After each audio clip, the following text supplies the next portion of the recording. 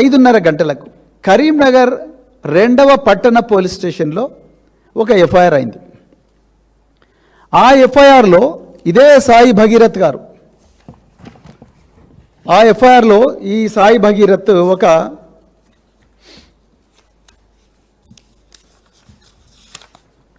Complaint చేస్తాడు కరీంనగర్ పోలీసులకు.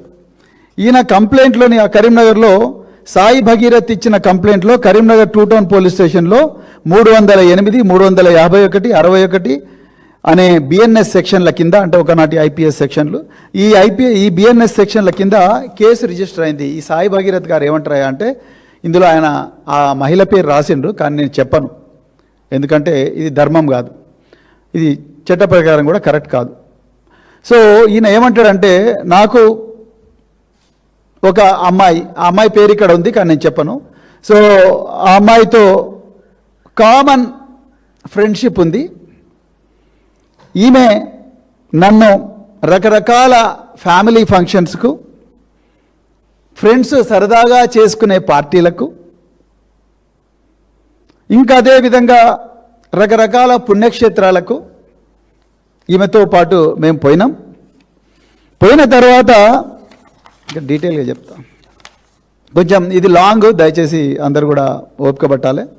So ఈ వ్యక్తి నాకు, అంటే ఈ మహిళ కూడా అనలేను, ఈ అమ్మాయి, ఎందుకంటే ఆమె మైనర్, మహిళ అనడం కూడా కరెక్ట్ కాదు. ఈ మైనర్ బాలిక నాకు ఒక కామన్ ఫ్రెండ్ ద్వారా టచ్లోకి వచ్చింది. ఇది ఎవరు అంటున్నారు? బండి సాయి భగీరథ్ కరీంనగర్ 2 టౌన్ పోలీసులు ఇచ్చిన కంప్లైంట్. నిన్న 5:30కు బుక్ అయింది ఇది. వీళ్ళు పేరెంట్స్ మేము చాలా గౌరవప్రదమైన వ్యక్తులము అని చెప్పి నా దగ్గరికి వచ్చిండ్రు. ఆ విధంగా మేమందరం కూడా ఫ్రెండ్స్ అందరం కూడా పరిచయం అయ్యాం.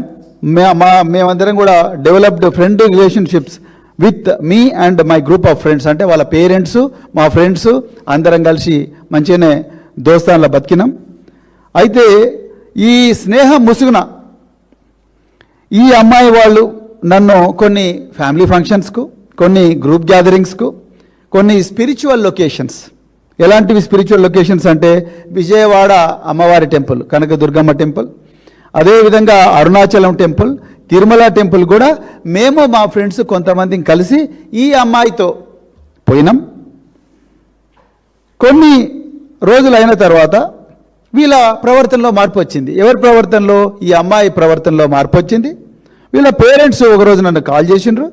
కాల్ చేసి నన్ను ఒకటేసారి బెదిరించడం మొదలుపెట్టిండ్రు. ఎవరిని? బండి సాయి భగీరథ్ను బెదిరించడం మొదలుపెట్టిందంట. ఏమని? బిడ్డ, నువ్వు మా అమ్మాయిని పెళ్లి చేసుకుంటావా, చేసుకోవా? నువ్వు చేసుకోకపోతే నీ మీద ఫాల్స్ కేసులు పెడతాం అని చెప్పి బెదిరించిందంట. బెదిరిస్తే ఇక రకరకాల నీ మీద హరాస్మెంట్ కేసులు పెడతాం, నువ్వు మా అమ్మాయిని సెక్సువల్గా ఎక్స్ప్లాయిట్ చేసినావని కేసులు పెడతాం అని చెప్పి నన్ను బెదిరించిండ్రు. ఇక బెదిరించే వరకు నేను గజ వణికిన. ఎవరు? బండి సాయి భగీరథ్ అని రాసిండు ఆయన. ఏమని? They have also demanded substantial sums of money from me and in fear I have given her father some of ₹50,000. బండి సాయి భగీరథ్ హర్ అనాల్సిన చోట హిజ్ అన్నాడు. సరే పక్కా పెడదాం, ఇంకా ఆయనకు ఇంగ్లీష్ వస్తుందా ఏందనేది ఇది సమస్య కాదు ఇక్కడ. సో గజ భయపడి భయాందోళనతోని నేను ఆ అమ్మాయి ఫాదర్కు 50,000 ఇచ్చిన. ఇక నన్ను వదిలే బాబు, 50,000 ఇచ్చినా కదా అని చెప్పి మన సాయి భగీరథ్ అన్నాడు. అని అంటే వాళ్ళ పేరెంట్స్ వినకుండా బిడ్డ నువ్వు 5 కోట్లు ఇస్తేనే నేను వదులుతాం అని చెప్పి నన్ను ధమ్కి ఇచ్చిండ్రు. అదేవిధంగా ఈ అమ్మాయి వాళ్ళ అమ్మగారు, ఆమె ఇంక నేను సూసైడ్ చేసుకుంటా అని చెప్పి, నువ్వు నాకు 5 కోట్లు లేకపోతే నేను సూసైడ్ చేసుకుంటా అని చెప్పి బెదిరించింది. మరి ఇక వీళ్ళందరూ కూడా ఇది వెనకేదో పెద్ద కాన్స్పిరసీ ఉన్నది, నన్ను భయపెట్టిస్తున్నారు. సో ఈ హరాస్మెంట్ నేను తట్టుకోలేకపోతున్నాను. ఎవరు? మన బండి సంజయ్ గారు, కేంద్ర హోంశాఖ సహాయ మంత్రి పుత్రరత్నమైన బండి చిరంజీవి బండి సాయి భగీరథ్ నిన్న కరీంనగర్ పోలీస్ స్టేషన్లో కంప్లైంట్ ఇచ్చిండు. ఈయన ఇంకో ముచ్చట కూడా చెప్పాడు. ఈ అమ్మాయి మా ఫ్రెండ్స్ ఇంకా కొంతమందిని కూడా ఇట్లనే ధమ్కి ఇచ్చింది. మరి వాళ్ళు నిర్మల్ పోలీస్ స్టేషన్లో 21 ఏప్రిల్ 2026 నాడు నిర్మల్ పోలీస్ స్టేషన్లో కూడా ఎఫ్ఐఆర్ అయింది. అంటే వీళ్ళంతా కూడా ఎక్స్టార్షనిస్ట్లే అని చెప్పి మన బాబు బండి సాయి భగీరథ్ కంప్లైంట్ ఇచ్చిండు. House number 2-10-204. దీని మీద కరీంనగర్ 2 టౌన్ పోలీసు వాళ్ళు క్రైమ్ నెంబర్ 253/2026 కేసు బుక్ చేసిండ్రు. ఇది స్టోరీ. ఇప్పుడు నేను కట్ చేస్తా ఇక్కడ. కట్ చేసి మరి ఈ చిన్న అమ్మాయికి, ఈ 17 ఏళ్ళ అమ్మాయికి, 17 సంవత్సరాలు ఉన్న అమ్మాయికి బండి సాయి భగీరథ్ నిజంగా భయపడతాడా అనేది ఒకసారి ఎగ్జామిన్ చేద్దాం. బ్రదర్ ఫస్ట్ వీడియో తీసుకో. బండి సాయి భగీరథ్ ఆయన ఒకసారి ఆయన నాయక, కల్నాయక లేకపోతే ఇంకా ఏందనేది మీరు ఒకసారి దబంగా ఒకసారి చూడండి. మీరు ఆయన మహేంద్ర యూనివర్సిటీలో ఆయన ఎట్లా గునాయి చేస్తున్నారు.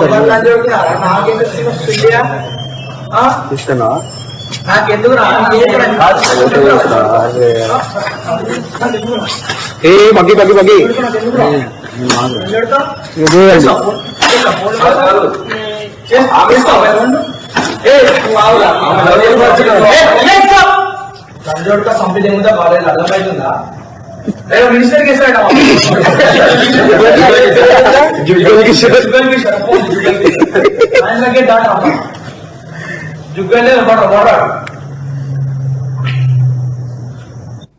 ఓకే, నెక్స్ట్ వీడియో చూడండి. ఇది ఓన్లీ శాంపుల్. ఇంకొక అసలు వీడియో ఉంటుంది, ఫైటింగ్ సీన్ చూడండి. ఆశ్చర్యంలో ఎట్లా చెప్తున్నాడు ఆయన ఒక పిల్లగాని. చూడు మాట్లాడిరా మాట్లాడి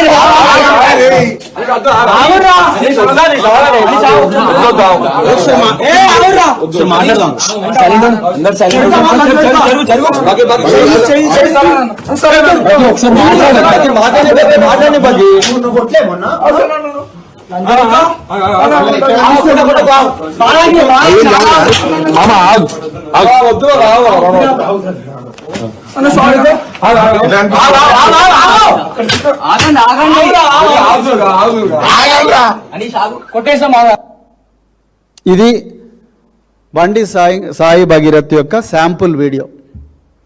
ఈ విధంగా విద్యార్థులను కొట్టి మహేంద్ర యూనివర్సిటీ నుంచి యాంటీ ర్యాగింగ్ యాక్ట్ కింద 2 ఎఫ్ఐఆర్లు అయినాయి. దుండిగల్ పోలీస్ స్టేషన్, సైబరాబాద్ లిమిట్స్లో. ఈ యాంటీ ర్యాగింగ్ కింద యూనివర్సిటీ నుంచి ఎక్స్పెల్ చేయబడ్డ ఈ బండి సాయి భగీరథ్ 17 ఏళ్ళ ఒక మైనర్ బాలికకు ఈయన భయపడతాడంట.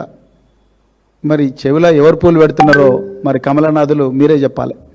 ఇక వాళ్ళు సోషల్ మీడియాలో ఏ విధంగా ఈ అమ్మాయిని ఎట్లా డీఫేమ్ చేస్తున్నారో అది కూడా మీకు చెప్తా ఇప్పుడే. సో అది అయిపోయింది. నిజానికి జరిగింది ఏమిటి మాకుండే సమాచారం మేరకు, అది తప్పైతే సైబరాబాద్ పోలీస్ కమిషనర్ మేము చెప్తున్న తప్పని ఆయన చెప్పాలి. నిజానికి జరిగింది ఏమిటయ్యా అంటే, ఈ బండి సాయి భగీరథ్ ఇతని వాలకం మీరు ఇంతకుముందే చూసిండ్రు. ఇక ఆయన ఫోటోలు ఇక చూడండి. ఆయన మన ఏమేమి విస్కీలు తాగుతున్నాడో మీరు చూడండి.